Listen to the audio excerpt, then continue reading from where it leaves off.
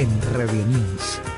La editorial del señor Oscar Muñoz, aquí en Radio News. Hoy pensaba, sabemos cómo empezó el terremoto judicial de las coimas K, pero no cómo termina.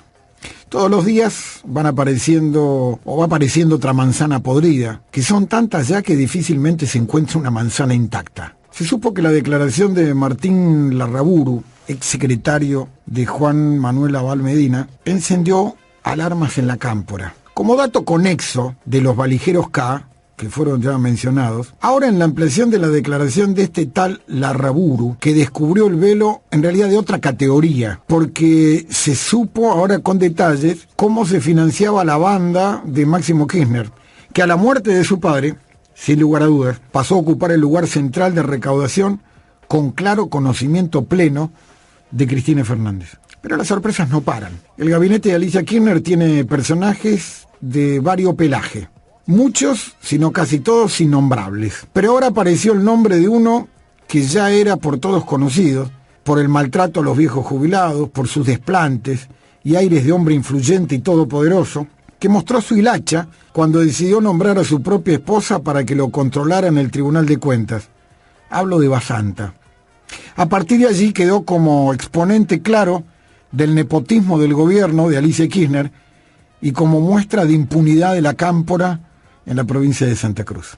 Así se armó una nueva red de valijeros, con sus propias cuevas y sus cajas. Una de ellas fue la de los fondos reservados de la Agencia Federal de Investigaciones, donde tras el despido de el archiconocido Jaime Estiuso, quien camina sin ningún problema en la calle, se anunció una transparencia mentirosa, porque pasaron a ocupar lugares un par de amigos de Máximo Kirchner con un rol realmente fundamental. Conforme van pasando las horas, se van conociendo más datos de los cuadernos de la coima K, se está determinando en sede judicial que la Cámpora, como no podía ser de otra forma, fue un actor central tanto en la recaudación como en el destino del dinero que se coimeaba. Pero la sorpresa mayor fue cuando el diario Clarín, que para esta tarde tenía más de 2,5 millones de visualizaciones, apareció otro integrante del gobierno de Alicia Kirchner, uno más a la larga lista de presos,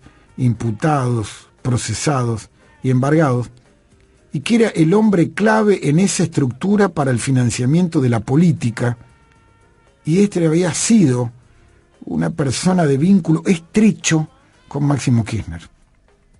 Hablamos de un tal Fernando Basanta, que no es otro que el ministro fantasma de gobierno de la provincia de Santa Cruz. Bueno, no fue nada especial, porque el gabinete, entre comillas, de lujo de la provincia, tiene este tipo de luminarias que siguen recaudando para la corona.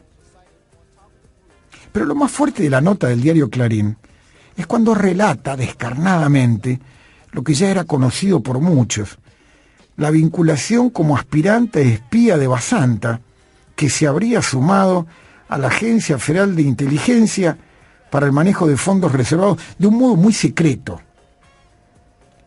Según se pudo rastrear periodísticamente, este personaje pertenece a la peor calaña de los pseudoespías, dado que no fue nombrado en esa dependencia, ni figura en ningún registro de la agencia, pero sí había logrado intervenir de modo inorgánico, es decir, como espía encubierto.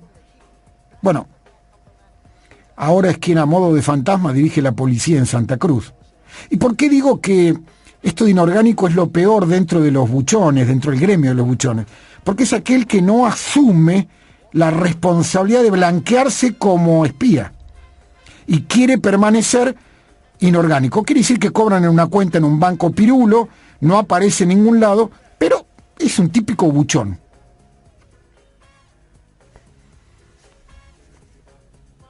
Que vivamos en Santa Cruzlandia no debería hacernos perder de vista el horizonte que tenemos por delante de nosotros. No debe sorprender que la economía de alguna forma se sobreajuste. Las correcciones propuestas por el Fondo Monetario Internacional implican definitivamente reducir el gasto público y el gasto privado. La interacción entre ambos asegura que los efectos sobre el nivel de actividad van a ser de magnitud suficiente como para reducir las importaciones y permitir que la balanza comercial comience a dar resultados positivos con relativa rapidez.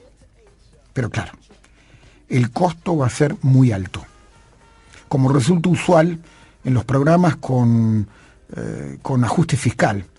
La prociclicidad, esto viene a decir que cuando hay, se puede juntar, pasa cuando sobra algo, pero en un contexto de fuerte ajuste cambiario, va a dar como resultado una recesión más profunda de la que requeriría para corregir el desequilibrio. No sé si se entiende. Es decir, va a haber que ajustarse mucho más y esto va a profundizar mucho más la recesión, cosa que ya en algunos lados se está comenzando a ver, a pesar que la gran mayoría de los ciudadanos se niegue a ver. Aunque parezca demasiado elemental, lo mismo que se reclama y nunca hizo el gobierno de Alicia Kirchner al gobierno de Macri, es que el ciudadano de a pie distinga que el sacrificio del ajuste es ecuánime, es igual a todos o a la mayoría. Que se tenga en claro cuál será el estímulo futuro, es decir, para qué haces el ajuste. Lo cual exigiría de los gobiernos, municipal, provincial, nacional, hablen con sinceridad, sin menciones a tormentas, o como acá en Santa Cruz que estamos quebrados, u otras metáforas de políticas anodinas. Lo que es necesario es que muestren el rumbo que proponen para el mediano plazo. De alguna forma ponerse a la cabeza para que se recobre la confianza malgastada y prometer la mayor certeza posible sobre el rumbo económico inmediato y posterior, al finalizar el presente mandato de intendencia, de gobierno provincial o de la nación, lo que requeriría algo ilusorio, promover un amplio acuerdo con la oposición. Al momento, todos los elementos del Estado, local, provincial y la nación, están en problemas, dado que en los tres frentes hay deudas muy importantes, todos están endeudados. Por eso, de alguna forma, decía Claudio Jacqueline, la dirigencia tiembla, la política. Y mientras que tiembla, del otro lado está la sociedad que de alguna forma le toma examen. Si el caso de los cuadernos fuera una obra de teatro o una ópera, quizás merecería serlo, o una serie de Netflix, se podría decir que desde su estreno y tras las primeras funciones, el impacto no ha sido lo mismo. Y las encuestas y sondeos realizados lo confirman. Es decir, el sismo que se registra en la dirigencia y en los medios difiere de lo que ocurre mayoritariamente en la sociedad hasta ahora. Una sociedad anestesiada, descreída de todo, como consecuencia de la orgía impune de hechos de corrupción de las últimas décadas, que parece seguir con mucha desconfianza y una tibia, moderada expectativa el desarrollo acelerado de la mayor causa conocida hasta ahora sobre los negociados entre los funcionarios y los empresarios. Mientras tanto eso ocurre, esos recelos y esa religiosidad ciudadana traen consecuencias políticas. Porque a pesar de las evidencias, que caen como una catarata, surgen las causas. Y ahí se refugia buena parte de la dirigencia peronista del conurbano bonaerense, y lo hacen, se cubren para no romper y mantener vigente esa pareja abierta del 2013 que viene formando con el kirchnerismo. En las últimas horas se reunió el Partido Justicialista y la respaldó a Cristina Fernández, diciendo que esto era una operación política. Es decir, el robo, la coima y la corrupción son una operación política. Esa sociedad política es el gran bastión que se resiste ante los hechos y la gran usina que los pone en duda, ¿sí?, con los medios de la cadena del ánimo y la alegría. Y hasta ahora han tenido algún éxito. Es uno de los grandes motivos que impiden vislumbrar con certeza las derivaciones político-electorales de los cuadernos de la corrupción K. Todo se reafirma en la altísima desconfianza en la justicia federal que mantienen los argentinos. Más de la mitad de los consultados en encuestas sobre la investigación surgida de los cuadernos afirman que a la larga no va a pasar nada. Aunque también muestra el interés con que se sigue la causa, ya que casi todos, es decir, más del 80% de los que respondieron al cuestionario, dicen que están al tanto de lo que está pasando.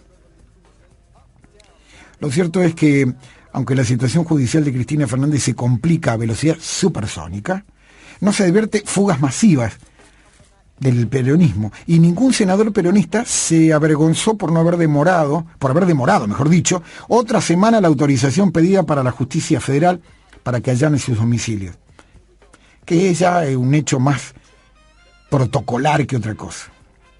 Ni hablar del desafuero, aunque muchos ya se preguntan cuánto más podrán resistir si la causa de los cuadernos sigue con el alud de arrepentidos que en cada declaración le sacan una mano más de pintura al retrato imperial de Cristina Fernández. Por eso buena parte de los justificadores intelectuales de la política a oscuras del cristianismo han moderado sus cuestionamientos a los cuadernos para empezar a alertar sobre los riesgos del colapso del sistema político y económico del país, a causa de lo que esas anotaciones se han ido comprobando y ampliando. En realidad son falsos defensores de un supuesto interés nacional que pregonan la apocalipsis rogando por su salvación personal. Si no quieren que sigan con el tema de los cuadernos porque en algún momento puede aparecer alguien nombrado. La economía, mientras tanto, rechina y la corrupción estruendosa no le dan ventaja a nadie. La sociedad mira a los políticos todos con moderada expectativa y, claro, con suficiente desconfianza, a la espera de soluciones visibles, de resultados definidos y principalmente de culpables presos. A ver, ¿no les pasa ante este tsunami de coimas y corrupción que al ver tantos que son arrepentidos, que ya se pierde la cuenta? Y que son tantas las confesiones que no se sabe bien quién ha dicho o qué ha dicho cada uno.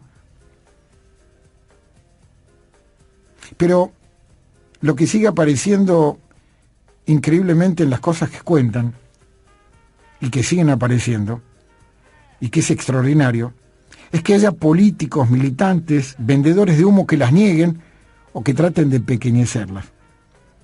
O que hagan de alguna forma como la cadena del ánimo y la alegría local, no toca el tema, no le interesa el tema. Que crean o que intenten hacer creer que es una operación política de Cambiemos y una operación mediática inventadas para distraer y para tapar la crisis económica. ¿Sabes qué?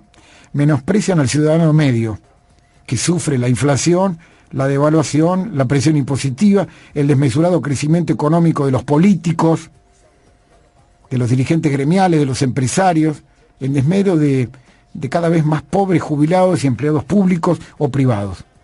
La gente no es tonta. Nadie es suficientemente distraído para pensar que las coimas acá lo pueden hacer olvidar de cómo viven. Por el contrario, silenciosamente el ciudadano se está dando cuenta a quién le deben facturar todo lo que están padeciendo. Lamentablemente, vivimos un verdadero terremoto político y todos los caminos temprano, más que tarde, conectan con la provincia de Santa Cruz y vuelven a reafirmar que Río Gallegos es sin duda la capital nacional de la corrupción y la nueva guarida de los coimeros, ladrones y corruptos de la era K, y también algún que otro aspirante aprendiz de espía. Sabemos como todo empezó con los cuadernos, casi de casualidad, y no por mérito de ninguna investigación especial judicial, sino que fue el periodismo crítico la que los desnudó. Los arrepentidos, los testigos protegidos, las múltiples causas que se abren cada día. Lo que en realidad nadie sabe es dónde termina y cómo termina esto. Que Dios nos ayude. Te firmo esto como Oscar Muñoz y vos, como siempre, escuchás a Radio News.